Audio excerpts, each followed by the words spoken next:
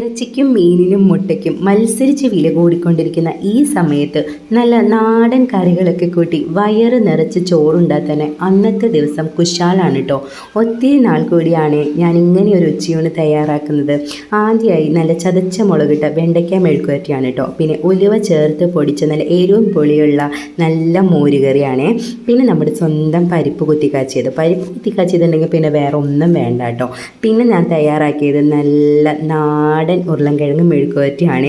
അങ്ങനെ പറഞ്ഞത് എന്താണെന്ന് വെച്ചാൽ നല്ല എരിവും പുളിയൊക്കെ ഉണ്ടെങ്കിൽ അത് നാടനാണല്ലോ.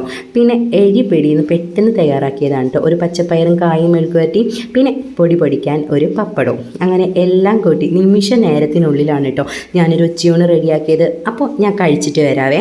പിന്നെ നിങ്ങൾക്ക് എങ്ങനെയുള്ള കറികളൊക്കെ കൂട്ടി ഊണ് കഴിക്കാനാണ് ഇഷ്ടമെന്ന് ഒന്ന് കമൻറ്റ് ചെയ്യണം കേട്ടോ. അപ്പോൾ എൻ്റെ ചാനൽ ഇഷ്ടപ്പെടുകയാണെങ്കിൽ എൻ്റെ ചാനൽ ഒന്ന് സബ്സ്ക്രൈബ് ചെയ്തേക്കണേ. പിന്നെ ഷെയറും കമൻറ്റും മറക്കല്ലേ കേട്ടോ.